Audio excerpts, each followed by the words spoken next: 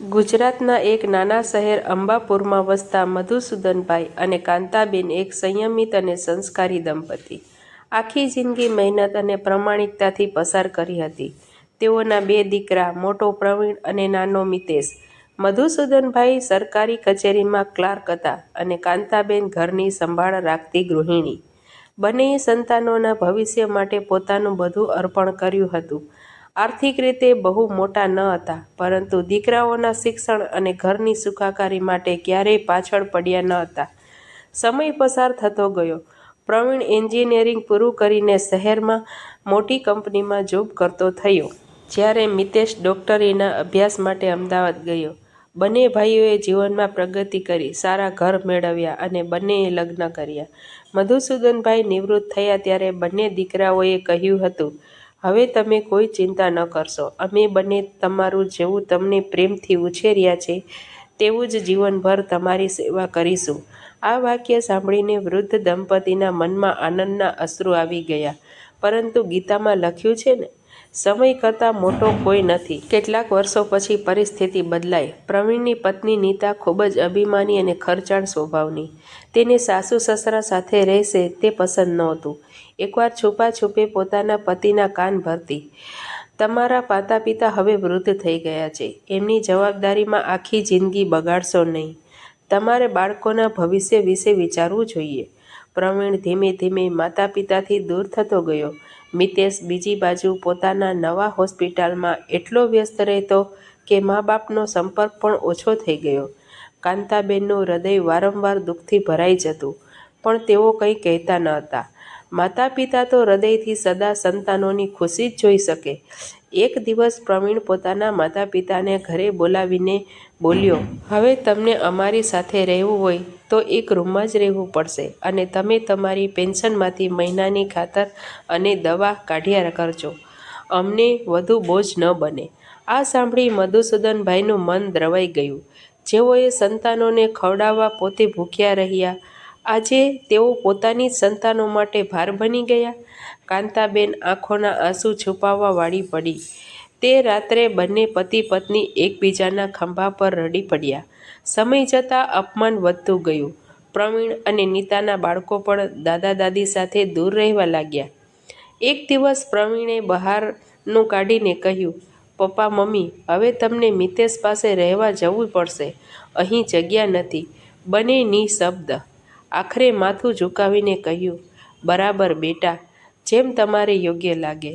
મિતેશ પાસે ગયા, પરંતુ ત્યાં પણ સ્થિતિ સારી નહોતી. તેની પત્ની પૂજાને પણ સાસુ સસરા ગમતા નહોતા. 3 મહિનામાં જ તેમણે સ્પષ્ટ કહી દીધું, મને ઘરે વૃદ્ધ લોકોની સેવા કરવી પસંદ નથી. હોસ્પિટલમાં જા અને ઓલ્ડ એજ હોમમાં રાખી દો. મધુસૂદનભાઈએ જીવનમાં પહેલીવાર જાતે જ પુત્રને જણાવ્યું, બેટા, જો અમે તમને બોજા જેવા લાગીએ છીએ તો અમને વૃદ્ધાશ્રમ મૂકી આવો. અમે ઓળખી ગયા કે અમારો અહીં કોઈ હક રહી ગયો નથી. દીકરાઓએ થોડા છુપા ગુલટી સાથે તેમને વૃદ્ધાશ્રમે મૂકી આવ્યા. મધુસૂદનભાઈએ પથારી પકડીને શાંત સ્વરોમાં કહ્યું, અમારા જીવનના 60 વર્ષ અમે તમને માટે જીવ્યા. હવે બાકી થોડા વર્ષ અમે ભગવાન માટે જીવીશું. વૃદ્ધાશ્રમમાં અનેક વૃદ્ધો મળી આવ્યા. કોઈને દીકરાએ ઘરેથી કાઢી દીધા, કોઈને બહુએ માર માર્યો, કોઈને મિલકત હડપ કરવા મક્કમ થઈ ગયેલા કુટુંબજનોએ રસ્તા પર મૂકી દીધા. કોઈની આંખોમાં હતાશા તો કોઈના હૃદયમાં ગાઢ દુઃખ, પરંતુ સૌ પાસે એક જ પ્રશ્ન, આટલા વર્ષો અમારી સંભાળ રાખનાર સંતાનોને આજે પ્રેમ કેમ ન આવ્યો? મધુસૂદનભાઈ અને કાંતાબેન આખા વૃદ્ધાશ્રમ માટે પ્રેરણા સ્ત્રોત બન્યા. તેમની શાંતિ, ભક્તિ અને પ્રેમથી સૌને આશા મળવા લાગી. એક દિવસ કાંતાબેન ખૂબ બીમાર પડી ગયા. ડૉક્ટરોએ કહ્યું, આખરી દિવસો છે, જો કોઈ ઈચ્છા હોય તો પૂરી કરી દો. વૃદ્ધાશ્રમની બહેનોએ પ્રવીણ અને મિતેશને ફોન કર્યો. બંને ભાઈઓ વર્ષો પછી પહેલીવાર સાચે કંપી ઉઠ્યા. જેમ જ તેઓ આવ્યા, કાંતાબેનના હોઠ પરથી આ શબ્દો નીકળ્યા, બેટા, અમને કંઈ નહીં જોઈએ. માત્ર વચન આપો કે હવે પછી તમારા બાળકો પણ ક્યારેય એવો દિવસ ન આવે કે તેઓ તમને છોડીને વિખૂટા પડે. પ્રવીણ અને મિતેશ રડી પડ્યા. માતા પિતાની ખોળની ગરમીનું મુખ્ય તેઓએ એક ક્ષણે સમજ્યું. કાંતાબેન એક મીઠા સ્મિત સાથે દુનિયાને વિદાય આપી ગયા. કાંતાબેનના અંતિમ સંસ્કાર પછી બે ભાઈઓ એકલા બેસી રહ્યા. પિતા શાંતિથી બોલ્યા, બેટા, તમે ભૂલ કરીને અમને દુઃખ આપ્યું, પણ અમે તમને માફ કરી દીધા. માતા પિતા ક્યારેય સંતાન માટે શત્રુતા રાખતા નથી. થોડા મહિનામાં મધુસૂદનભાઈ પણ શાંતિથી દુનિયાને છોડીને ચાલી ગયા.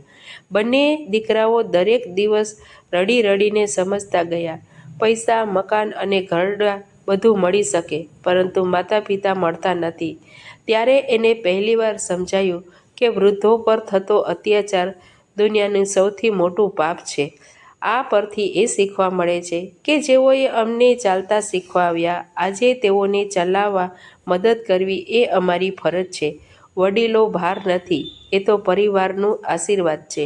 વૃદ્ધોનું અપમાન કરનાર કોઈ પણ સમાજ ક્યારેય પ્રગતિ કરી શકતું નથી. મિત્રો, તમને મારી આ વાર્તા કેવી લાગી તે મને કોમેન્ટ બોક્સમાં જરૂર જણાવજો અને મારા ચેનલને લાઇક, શેર, સબસ્ક્રાઈબ કરજો. ધન્યવાદ.